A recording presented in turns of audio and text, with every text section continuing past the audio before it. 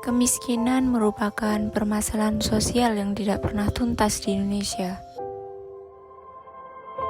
Seperti yang terjadi di kota Surabaya.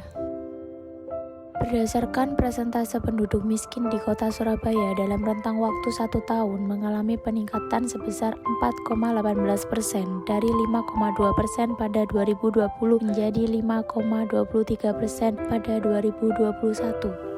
Salah satu contoh nyata seperti yang terjadi di Kampung 1001 Malam yang berlokasikan di Tambak Asri, Kelurahan Dupak, Kecamatan Kerembangan. Kampung ini merupakan kampung yang kumuh yang dimana akses menuju kampung tersebut harus melewati terowongan gelap yang di saat hujan terdapat genangan air yang membuatnya sulit diakses. Orang yang melintasi terowongan tersebut harus menunduk untuk melewati terowongan. Terowongan tersebut berada di bawah jalan tol Dupak. Setelah melewati terowongan tersebut, barulah sampai di Kampung 1001 Malam. Kampung ini memiliki penduduk sekitar 175 kakak yang kebanyakan berprofesi sebagai pengemis, pengamen, dan pemulung. Kait kondisi ekonomi yang cukup sulit, maka sebagian warga memutuskan bekerja sebagai pemulung, meskipun pendapatan yang didapat tidak seberapa. Seperti beberapa narasumber kami sebagai berikut. Pendapatannya Bapak itu waktu mulung itu berapa? Dapat dari Pendapatannya itu nggak mesti, Bu. Kalau 1 bulan sekali tak jual itu. Kadang lakunya itu nggak sampai 1 juta itu 1 bulan itu.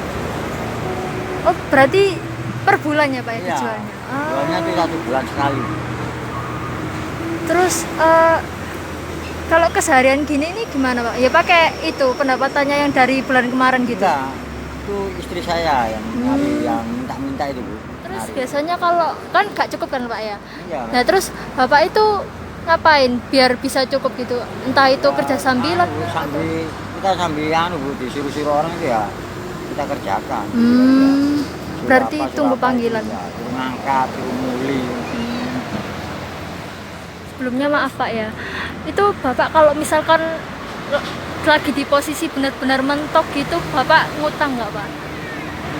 Iya, Bu, kalau ada utang ya utang, kalau nggak ada ya gimana lagi, Bu, buat makannya itu sehari-hari. Kalau Ya, seharinya itu tuh yang bingung itu. Kalau nggak ada suami saya, istri saya ya saya taruh-taruhan, Bu, buat makan sama anak-anak. Berbeda dengan Pak Yanto, Pak Sugito memiliki penghasilan per hari, namun memiliki strategi dan upaya yang hampir sama seperti Pak Yanto. pendapatan pokoknya Bapak sehari-hari itu berapa Pak? Maaf kalau boleh tahu. Soalnya kita kan jualnya kan kalau kosokan itu ya kalau banyak kita jual. Ya kalau dikit-dikit dapat 40, 50 buat warga gitu. Gitu pendapatan segitu itu cukup Pak buat sekeluarga dalam sehari gitu? Ya kalau bilang nggak cukup ya nggak cukup lah. Dicukup-cukupin. Misalkan kalau hujan gitu Pak ya, terus barang pasokan yang didapetin itu dikit gitu, Bapak itu ngapain? Apa pinjem uang ke tetangga atau utang atau Ya, kalau kerja istri sambilan ada gitu?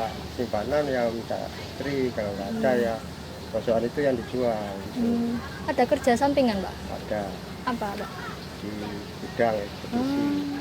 Misalnya kebutuhan keluarganya itu kan dicukup-cukupin Pak ya. Nah itu biasanya tuh Bapak itu pakai menghemat atau ngurangin pengeluaran gitu Pak, biar cukup buat keluarganya gitu.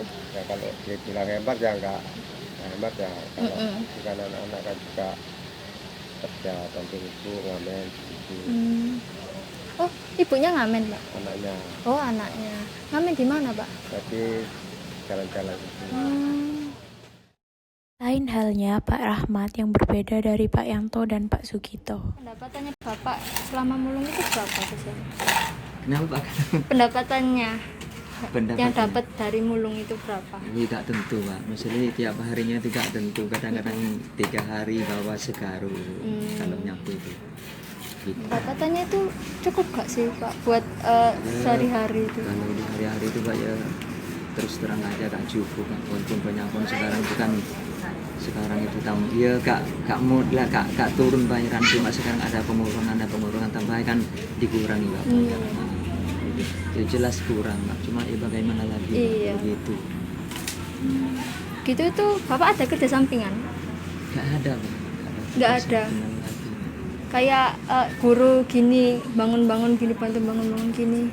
Nggak ada. Cuma ini kan tempatnya anak-anak ngaji sama saya, jadi cuma ya rewang saudara itu kan ada itu rewangnya gitu.